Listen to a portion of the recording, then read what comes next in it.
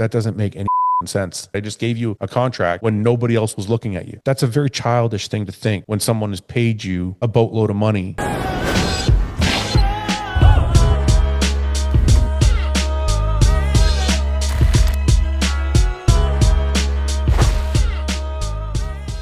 Hey guys, Ivan here, and in today's video we got a couple of very interesting bodybuilding news, and yes, we got some drama, some controversy. If you don't care about it, if you are one of those people that I saw in my comments yesterday a lot, if you're too manly to care about any gossip and you just want to see oiled up muscular man on a bodybuilding stage in underwear, you can go ahead and watch Mark Smacks Muscle. That's probably the best channel without any gossip, without any drama. The topics that I'm covering lately are on the other bigger channels as well, Nick Strength and Power, Fouad. So yeah, and also guys, there isn't always a bodybuilding update. I mean, I can either choose to not make a video at all or to make a drama, a gossip video, and you guys are welcome to just skip the video. If you don't care about any gossip, just don't watch the video. Don't watch it and complain that you don't like the content. You just skip it and wait for a video with Tonio Burton update, the Regan Grimes update, and Sean Clarida physique update. If that's what you want to see, just wait a couple of days. There isn't bodybuilding updates every single day, and there is usually something interesting, some drama going on. So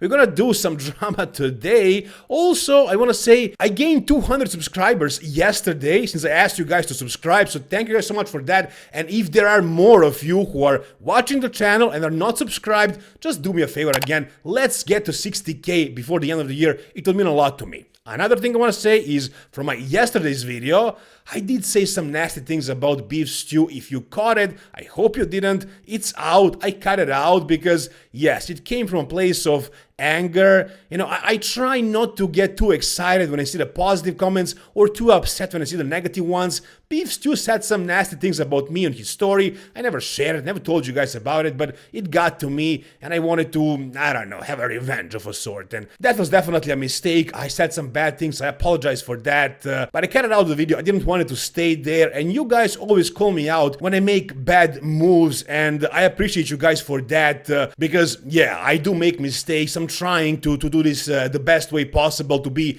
entertaining and also to be correct, to not offend anybody, but it's difficult, it's tricky, you know, I get carried away sometimes, but I'm trying my best, guys. Anyways, let's start with today's topic, and it is the controversy between Fouad and his former athlete Martin Fitzwater. So you guys know that Martin was sponsored by Hostile, by Fouad for a while, and then they stopped working together, and there were some nasty things said on both parts. The last thing that I mentioned in my video as well was Martin saying basically that Fouad never believed in him, that he always doubted him. He says in the story, other than every time I do a show, he continues to predict everyone is gonna beat me. You'd think he'd learn not to doubt me. And so Fouad made a response video to that. Let's check out what Fouad had to say on this. If somebody says I doubt them, why would I pay them a boatload of money? So I've always been the kind of person who signed someone because I thought they were great. Before I signed him, I think he had gotten let go from Rise. Like, I don't know, he wasn't signed with anybody and he hadn't placed well. He hadn't really done anything. So I signed him before he took fifth at the Olympia the first time. So that's obviously belief in him. So it bothers me to hear maybe this person should stop doubting me. That's a very childish thing to think when someone has paid you a boatload of money because they believe in you. Okay, so by the way, this is only a short part of what Fouad said. If you want to watch the full podcast, go to the RBP News YouTube channel. It's a lengthy video, but you can watch the whole thing if you want to hear exactly what Fouad had to say. But basically, to sum it up, this is it. And personally, I gotta agree with Fouad. Before Martin signed with Hostile, where was he? I mean, he was starting to climb up the ranks, but he was nowhere near where he is today. So obviously Fouad believed in him. And Fouad is the one that found a lot of talent. Like, he signed Nick before Nick was big. He signed Samson before Samson was placing top 5 in a smaller shows. The list goes on and on. Fouad is the guy that finds talent, and he found Martin. He picked him because he believed in him. And now Martin is repaying this way.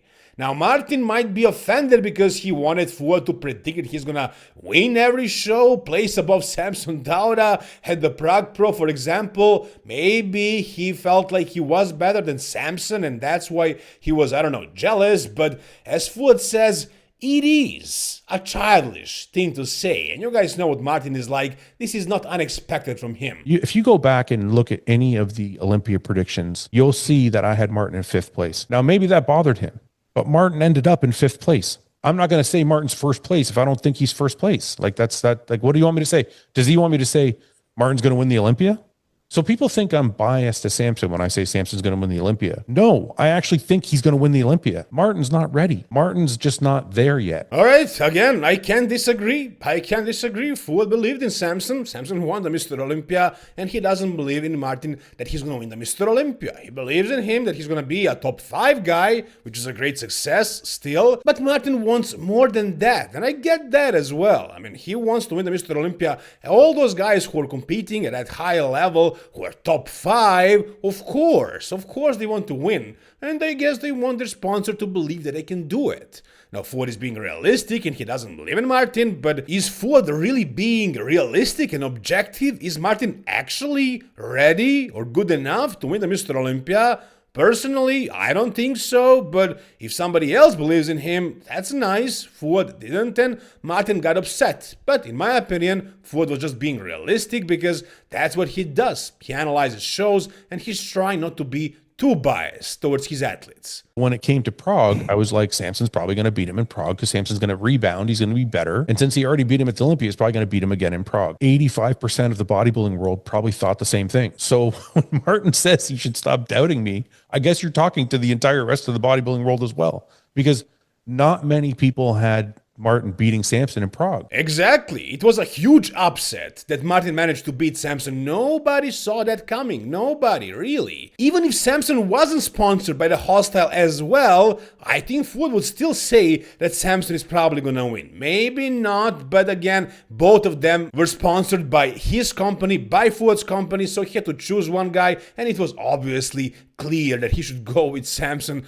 Also, he's sponsoring Samson for like 5 years and Martin for only 1 year, so what would you expect? Come on, Martin. Now, in the next part of the video, Fouad explains why he actually let Martin go. Originally, I thought to myself, let's try and hold on to him.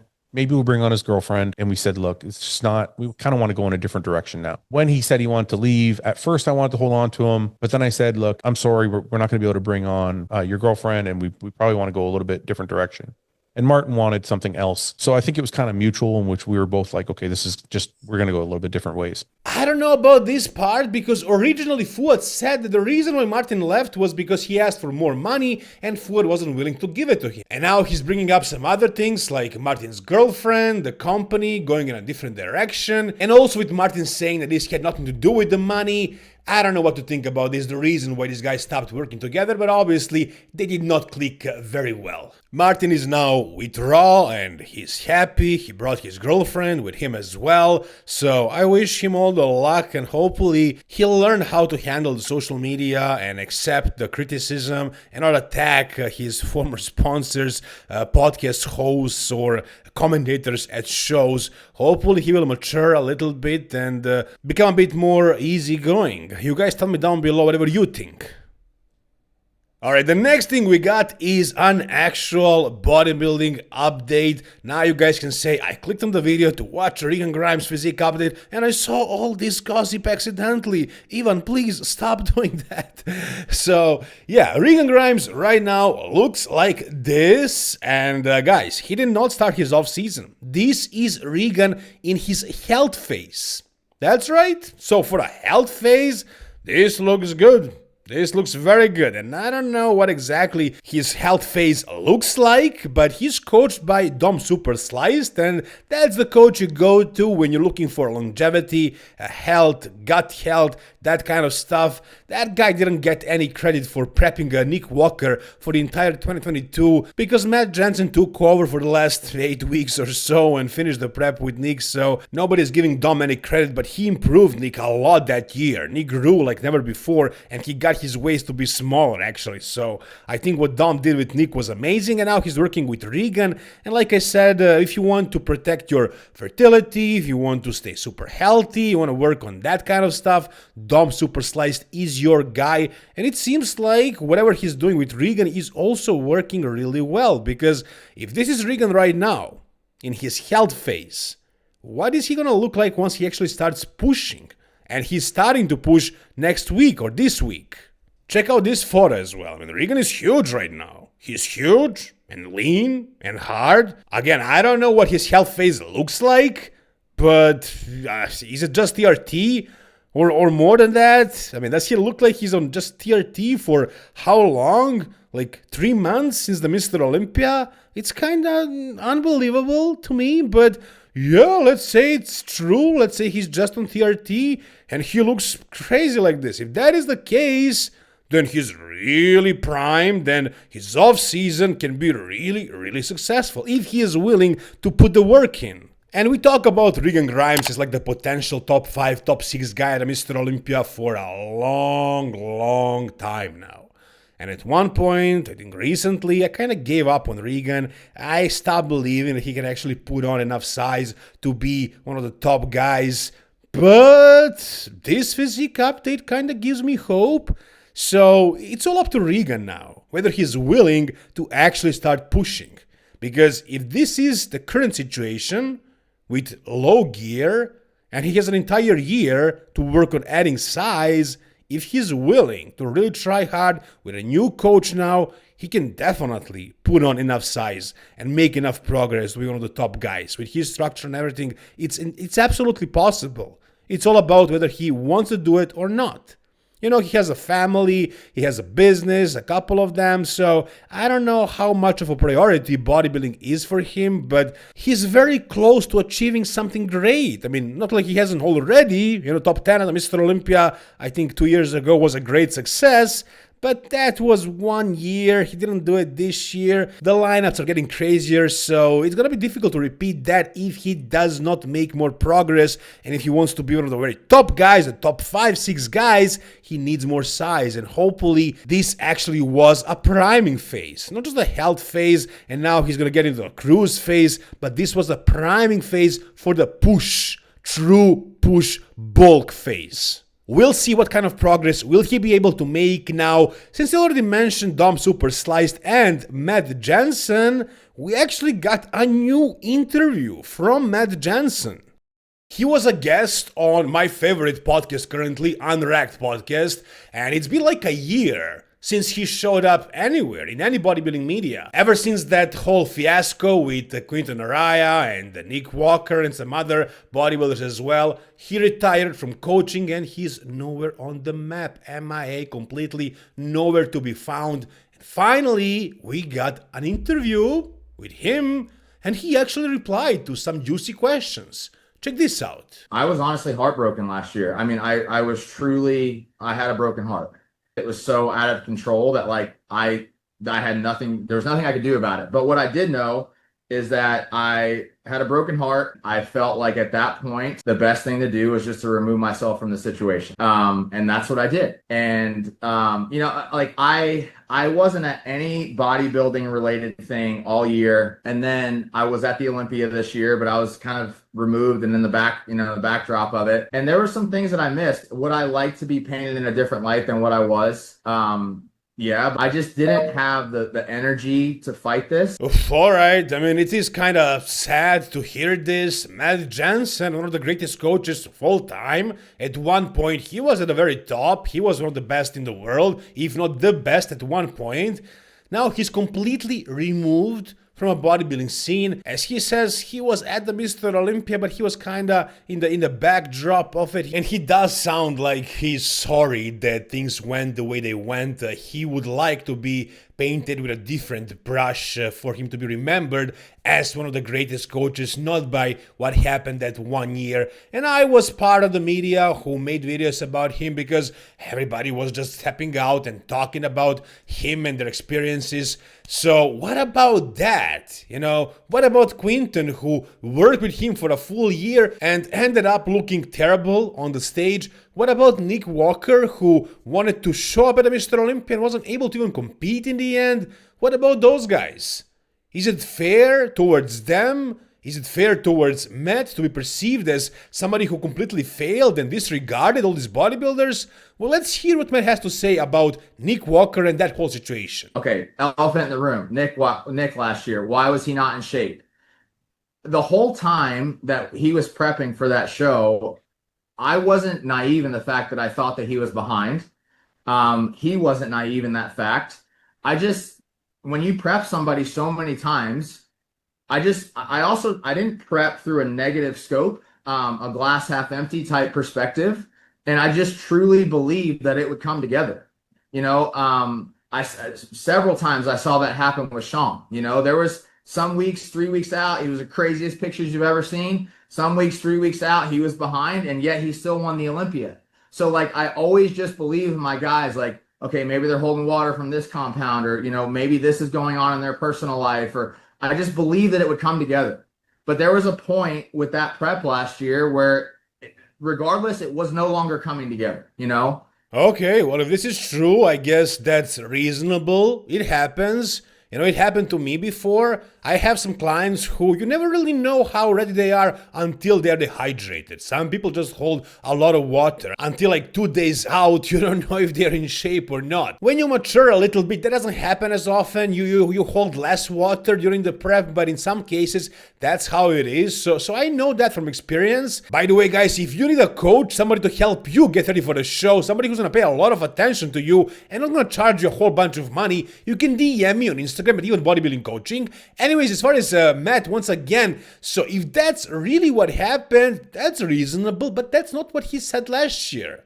He actually said that he lost focus, he wasn't paying attention to bodybuilding and his clients, he cared about his business more. What about that? I think the finger can be pointed at me from the outside looking in, not really knowing the dynamic of oh, Matt just got too busy, Matt was running Raw and Revive, he cares more about his kids than he does his athletes.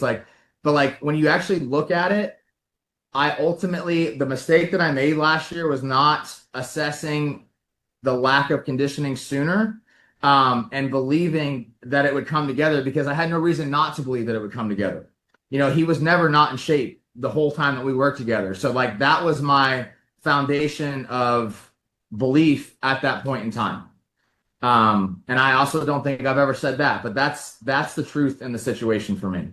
It's true, he never said that so far. What he did say was that he lost focus, that he lost interest in bodybuilding and coaching, which was terrible. That's why he was painted in such a negative way. I mean, his athletes are paying him a whole bunch of money and he's not paying attention to them. He's paying attention to his business. That's his words. He wrote that. He actually said that in a video. Now he's saying something else.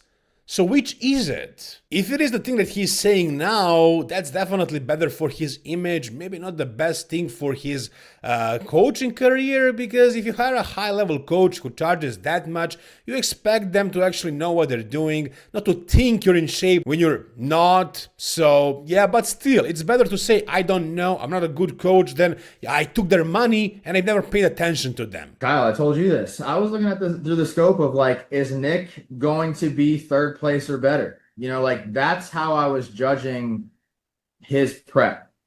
It wasn't can we get him on the Olympia stage? Is it can we still progress off of what he's shown, especially because he had a hamstring tear the year before? So again, people can say what they want, but that is the reality of the situation last year. I had a lot more free time last year than I had 21, 22, 23. So, yeah. Okay, this is definitely news to me. If it is true, then awesome. I respect that way more. Making a mistake as a coach is definitely something that can be forgiven, and not paying attention to your paying clients, That's just terrible, man. But it is what it is. This is what Matt is saying. You guys tell me down below, do you buy it? Do you believe it? What do you think about Matt as a coach in a history of all the coaches? Like, is he still in your top or not based on his results? Not based on his knowledge, but based on his track record, because he did achieve some pretty great things as a coach, I gotta admit. Now, you guys tell me down below whatever you think. If you enjoyed this video, give it a thumbs up. Subscribe to the channel, guys, if you haven't already. Let's reach that 60K mark before the end of the year. Thank you guys so much for watching and subscribing. See you soon. All the best and bye-bye.